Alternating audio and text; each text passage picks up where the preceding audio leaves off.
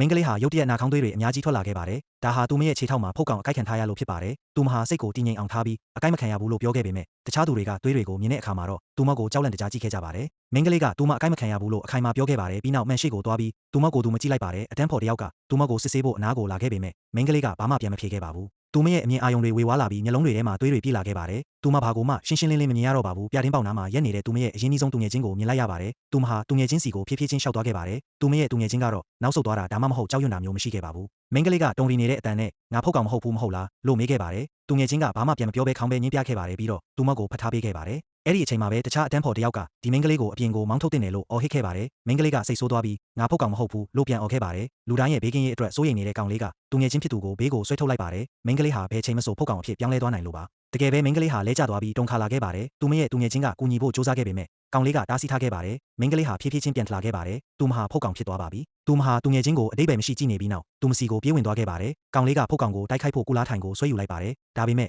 သူငယ်ချင်းဖြစ်သူကရက်လိုက်ဖို့အော်ပြောခဲ့ပါတယ်။ကောင်လေးမှာမင်းကလေးကိုတွန်းထုတ်လိုက်ရုံကလွဲလို့တခြားရွေးချယ်စရာမရှိခဲ့ပါဘူး။ဒါပေမဲ့ဖုတ်ကောင်ကသူငယ်ချင်းဖြစ်သူစီကိုထပ်ပြီးပြေးဝင်လာပြန်ပါတယ်။ကောင်လေးကပြေးသွားပြီးဖုတ်ကောင်ကိုပြတင်းပေါက်ကနေအပြင်ကိုတွန်းချလိုက်ပါတယ်။ဖုတ်ကောင်ပြုတ်ကျခါနီးမှာပဲမင်းကလေးကသူမကိုဖမ်းထားခဲ့ပါတယ်။ကောင်လေးကလက်လွတ်လိုက်ဖို့ပြောပေမဲ့သူမကတော့ဆက်ပြီးဖမ်းထားခဲ့ပါတယ်။တခြားရွေးချယ်စရာမရှိတော့တဲ့အတွက်ကောင်လေးကထိုင်ခုံနဲ့ဖုတ်ကောင်ပြုတ်ကျသွားတဲ့အထိရိုက်ချလိုက်ပါတယ်။ဘယ်သူမှဒါမျိုးဖြစ်လာတာကိုမမြင်ချင်ကြပါဘူး။ကောင်လေးကမင်းကလေးကိုနှစ်သိမ့်ဖို့စူးစမ်းခဲ့ပေမဲ့သူမကတော့သူ့ကိုစိုက်ကြည့်ပြီးငိုနေခဲ့ပါတယ်။အပြင်ဘက်နေရာအနှံ့မှာရှိနေတဲ့ဖုတ်ကောင်တွေကိုကြည့်ပြီးသူတို့တွေအနည်းနဲ့အမြန်ထဲကိုဖောက်ဝင်လာတော့မယ်ဆိုတာကောင်လေးသိနေပါတယ်။သူတို့အသက်ရှင်ဖို့နေလန်းရှာရပါမယ်။သူပြတင်းပေါက်ကနေအပြင်ကိုကြည့်ပြီးအစီအစဉ်တစ်ခုရခဲ့ပါတယ်။သူကလူတိုင်းကိုဒီကနေထွက်သွားရမယ်လို့ပြောခဲ့ပါတယ်။သူတို့အရင်ကမိသက်ပိုက်ကိုရှာတွေ့ခဲ့ပြီးချစ်ပါအောင်ချီနှောင်လိုက်ပါတယ်။အားလုံးအဆင်သင့်ဖြစ်တဲ့အခါမှာတော့ကောင်လေးကပိုက်ကိုအဆောက်အုံအောက်ဘက်ကိုချလိုက်ပါတယ်။သူတို့အဲ့ဒါကိုသုံးပြီးအောက်ထက်ကစာတင်ခန်းစီကိုရောက်ဖို့မျှော်လင့်ထားကြပါတယ်။ကောင်လေးကနောက်ဆုံးမှဆင်းဖို့စီစဉ်ထားပါတယ်။သူဟာတိတ်တိတ်ဆိတ်ဆိတ်ထိုင်နေတဲ့မင်းကလေးကိုမြင်ပြီးသူမနဲ့အတူနေပေးဖို့ဆုံးဖြတ်ခဲ့ပါတယ်။ဒါကြောင့်တခြားအတန်းဖော်တယောက်ကိုအရင်ဆင်းခိုင်းလိုက်ပါတယ်။အဲ့ဒီအတန်းဖော်ကဆိုင်ကန်းပြတင်းပေါက်နားကိုရောက်တဲ့အခါမှာဖုတ်ကောင်တစ်ကောင်ကသူ့စီကိုပြေးလာခဲ့ပါတယ်။ဒါပေမဲ့ကန်ကောင်းထောက်မစွာနဲ့ကြားထဲမှာမှန်ကာထားပါတယ်။သူဆက်ပြီးဆင်းသွားခဲ့ပြီးနောက်ဆုံးမှာတော့အတန်လွင့်ခန်းစီကိုရောက်သွားခဲ့ပါတယ်။သူဟာအထဲမှာဆီယာမကိုမြင်လိုက်ရပြီးအယမ်းဝမ်းသာသွားပါတယ်။ဆီယာမကပြတင်းပေါက်ကိုဖွင့်ပြီးသူ့ကိုအထဲကိုဆွဲတင်လိုက်ပါတယ်။အတန်းဖော်ကအပေါ်ကလူတွေကိုလှမ်းអော်ပြီး